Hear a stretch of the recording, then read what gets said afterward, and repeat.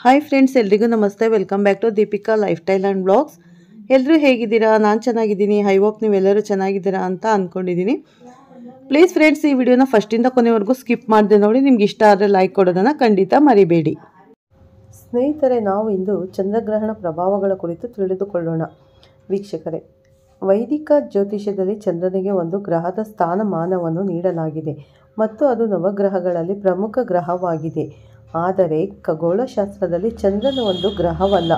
ಶಕ್ತಿಶಾಲಿ ಮತ್ತು ಬಲಶಾಲಿಯಾದ ಚಂದ್ರನು ಕರ್ಕಾಟಕ ರಾಶಿಯ ಅಧಿಪತಿ ಮತ್ತು ವೃಷಭ ರಾಶಿಯಲ್ಲಿ ಅದು ಉಚ್ಚ ಮತ್ತು ವೃಶ್ಚಿಕ ರಾಶಿಯಲ್ಲಿ ಅದು ನೀಚ. ಆದ್ದರಿಂದ ಇದು ಜಾತಕದಲ್ಲಿ ತಾಯಿಯ ಕಾರಕ ಗ್ರಹ ಎಂದು ವ್ಯಾಪಕವಾಗಿ ತಿಳಿದು ಬಂದಿದೆ, ಏಕೆಂದರೆ ಇದು ಪ್ರಕೃತಿಯಲ್ಲಿ ಗ್ರಹಿಸುವ ಗುಣವನ್ನು ಹೊಂದಿದೆ ಮತ್ತು ರಾತ್ರಿಯ ಸ್ವಭಾವವನ್ನು ಹೊಂದಿದೆ. ಕುಟುಂಬದ ಸಂತೋಷ, ತೀಕ್ಷ್ಣ ಮನಸ್ಸು ಮತ್ತು ಉತ್ತಮ ವ್ಯಕ್ತಿತ್ವಕ್ಕಾಗಿ ಜಾತಕದಲ್ಲಿ ಬಲವಾದ ಚಂದ್ರನು ಇರುವುದು ಬಹಳ ಮುಖ್ಯ. ಅದೇ ಸಮಯದಲ್ಲಿ ಜಾತಕದಲ್ಲಿ ಚಂದ್ರನು ದುರ್ಬಲನಾಗಿದ್ದರೆ ಇದರಿಂದಾಗಿ ದೈಹಿಕ ಬೆಳವಣಿಗೆಯಲ್ಲಿ ಇಳಿಕೆ ಕಂಡುಬರುತ್ತದೆ ಮತ್ತು ಅಂತಹ ವ್ಯಕ್ತಿಯ ಮನಸ್ಸು ಚಂಚಲವಾಗಿರುತ್ತದೆ. ಮನ ಅಥವಾ ಅವಳ ಜಾತಕದಲ್ಲಿ ದುರ್ಬಲ ಚಂದ್ರನಿದ್ದರೆ ಮೋತಿರತ್ನವನ್ನು ಧರಿಸಬೇಕು. ನೀವು ನಿಮ್ಮ ಚಂದ್ರನನ್ನು ಬಲಪಡಿಸಿದರೆ ನಿಮಗೆ ಪ್ರಯೋಜನಕಾರಿ ಫಲಿತಾಂಶಗಳು ಸಿಗುತ್ತವೆ. ಜ್ಯೋತಿಷ್ಯದ ಪ್ರಕಾರ ರಾಹು ಮತ್ತು ಕೇತು ಒಂದು ರಾಶಿ ಚಕ್ರ ಅಥವಾ ಮನೆಯಲ್ಲಿ ಚಂದ್ರನೊಂದಿಗೆ ಸೇರಿದಾಗ ಚಂದ್ರಗ್ರಹಣ ಸಂಭವಿಸುತ್ತದೆ. ವರ್ಷದ ಕೊನೆಯ ಮತ್ತು ಎರಡನೇ ಚಂದ್ರಗ್ರಹಣ ಸೆಪ್ಟೆಂಬರ್ ತಿಂಗಳಿನ 7ನೇ ತಾರೀಕು ಅಂದರೆ ಈ ದಿನ ನಡೆಯಲಿದೆ. ಈ ಚಂದ್ರಗ್ರಹಣ ಭಾರತದಲ್ಲಿಯೂ ಗೋಚರಿಸಲಿದ್ದು, ಅಂತಹ ಪರಿಸ್ಥಿತಿಯಲ್ಲಿ ಸೂತಕ ಕಾಲವೂ ಸಹ ಮಾನ್ಯವಾಗಿರುತ್ತದೆ. ಈ ಚಂದ್ರಗ್ರಹಣವು ಭಾದ್ರಪದ ಮಾಸದ ಹುಣ್ಣಿಮೆ ದಿನಾಂಕದಂದು ಸಂಭವಿಸುತ್ತದೆ. ಇದರೊಂದಿಗೆ ಪಿತೃಪಕ್ಷವು ಪ್ರಾರಂಭವಾಗುತ್ತದೆ. ವರ್ಷದ ಎರಡನೇ ಚಂದ್ರಗ್ರಹಣವು ಶನಿಯ ರಾಶಿ ಕುಂಭದಲ್ಲಿ ನಡೆಯುತ್ತದೆ. ಇದರೊಂದಿಗೆ ಚಂದ್ರನು ಪೂರ್ವ ಭಾದ್ರಪದ ಮತ್ತು ಶತಭಿಷ ನಕ್ಷತ್ರದಲ್ಲಿ ಕುಳಿತುಕೊಳ್ಳುತ್ತಾನೆ. ಅಂತಹ ಪರಿಸ್ಥಿತಿಯಲ್ಲಿ 12 ರಾಶಿಗಳೊಂದಿಗೆ ದೇಶ ಮತ್ತು ಜಗತ್ತಲ್ಲಿ ಇದರ ಪರಿಣಾಮವು ಕಂಡುಬರುತ್ತದೆ. ವರ್ಷದ ಕೊನೆಯ ಚಂದ್ರಗ್ರಹಣವು ಬಹಳ ವಿಶೇಷವಾಗಿದೆ, ಏಕೆಂದರೆ ಅದು ರಕ್ತಚಂದ್ರವಾಗಿರುತ್ತದೆ.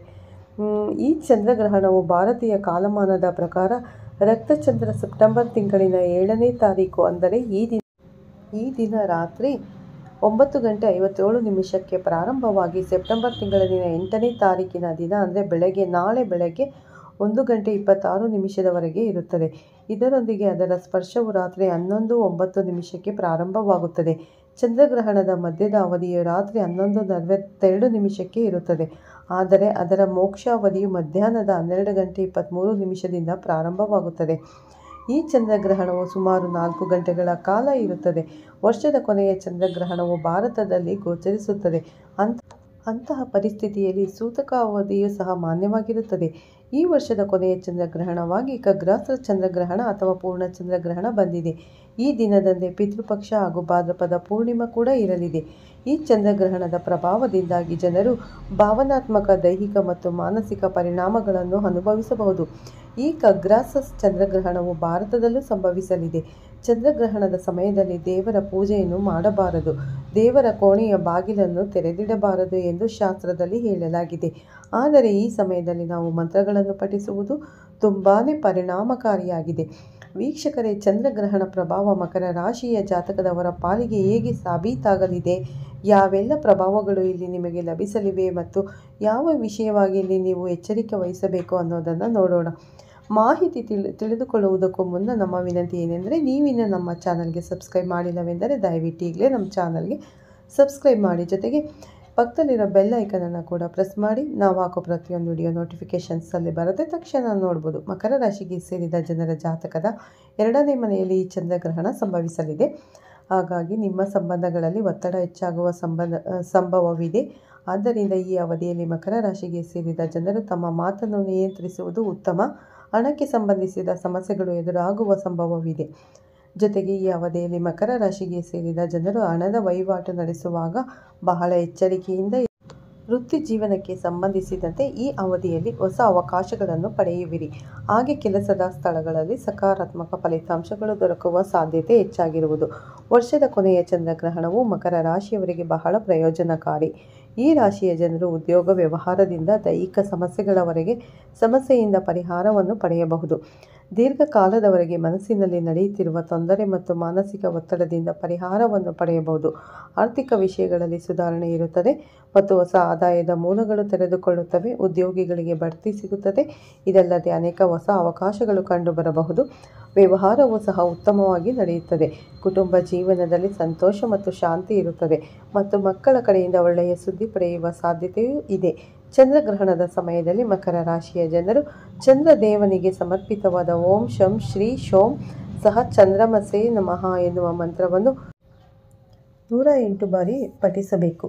ನೀವು ಈ ಮಂತ್ರವನ್ನು ಅನೇಕ ಬಾರಿ ಪಠಿಸಬೇಕು ಹಾಗೂ ಓಂ ಕಾಲಭೈರಾಯ ನಮಃ ಎನ್ನುವ ಕಾಲಭೈರವ ಮಂತ್ರವನ್ನು ಪಠಿಸಬೇಕು. ವೀಕ್ಷಕರೇ, ಇದಾಗಿತ್ತು ಮಕರ ರಾಶಿಯ ಜಾತಕದವರ ಚಂದ್ರಗ್ರಹಣ ಫಲದ ಮಾಹಿತಿ ಇಷ್ಟವಾದರೆ ವಿಡಿಯೋವನ್ನು ಲೈಕ್ ಮತ್ತು ಶೇರ್ ಮಾಡಿ. ಹಾಗೆ ಇನ್ನು ನನ್ನ ಚಾನಲ್ಗೆ ಸಬ್ಸ್ಕ್ರೈಬ್ ಆಗಿಲ್ಲ ಅಂದರೆ ಈ ಕೂಡಲೇ ಸಬ್ಸ್ಕ್ರೈಬ್ ಮಾಡ್ಕೊಳ್ಳಿ. ಪಕ್ಕದಲ್ಲಿರೋ ಬೆಲ್ ಐಕನನ್ನು ಪ್ರೆಸ್ ಮಾಡಿ. ನಾನು ಹಾಕೋ ಪ್ರತಿಯೊಂದು ವಿಡಿಯೋ ನಿಮಗೆ ನೋಟಿಫಿಕೇಷನ್ಗೆ ಬರುತ್ತೆ, ತಕ್ಷಣ ನೋಡಿದ್ರಲ್ಲ ಇವತ್ತು ಚಂದ್ರಗ್ರಹಣದ ಪ್ರಭಾವ ಯಾವ ರೀತಿ ಈ ಮಕರ ರಾಶಿಯವರ ಮೇಲೆ ಬೀಳಲಿದೆ ಅನ್ನುವ ಸಂಪೂರ್ಣ ಮಾಹಿತಿಯನ್ನು ಈ ವಿಡಿಯೋದಲ್ಲಿ ನಿಮಗೆ ಶೇರ್ ಮಾಡಿದ್ದೇನೆ. ಹಾಗಾಗಿ ಈ ವಿಡಿಯೋನ ಎಲ್ಲೂ ಸ್ಕಿಪ್ ಮಾಡದೆ ನೋಡಿ ಅಂತ ಕೇಳ್ಕೊತೀನಿ. ಇಷ್ಟ ಆದರೆ ಲೈಕ್ ಮಾಡಿ, ಶೇರ್ ಮಾಡಿ. ಓಂ ಶನೇಶ್ವರಾಯ ನಮಃ ಅಂತ ಒಂದು ಕಮೆಂಟ್ ಕೊಡೋದನ್ನು ಖಂಡಿತ ಮರಿಬೇಡಿ. ಮತ್ತೆ ಸಿಗೋಣ ಉತ್ತಮ ರಾಶಿ ಭವಿಷ್ಯದೊಂದಿಗೆ ಅಂತ ಹೇಳ್ತಾ ಈ ವಿಡಿಯೋನ ಇಲ್ಲಿಗೆ ಮುಗಿಸ್ತಾ ಇದ್ದೀನಿ ಸ್ನೇಹಿತರೆ.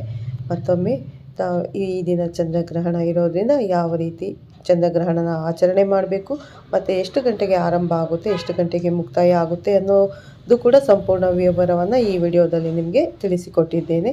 ಹಾಗಾಗಿ ಎಲ್ಲೂ ಸ್ಕಿಪ್ ಮಾಡದೆ ನೋಡಿ. ಮತ್ತೆ ಸಿಗೋಣ ಉತ್ತಮ ರಾಶಿ ಭವಿಷ್ಯದೊಂದಿಗೆ. ಅಲ್ಲಿವರೆಗೂ ತಮ್ಮೆಲ್ಲರಿಗೂ ಧನ್ಯವಾದಗಳು ಸ್ನೇಹಿತರೆ.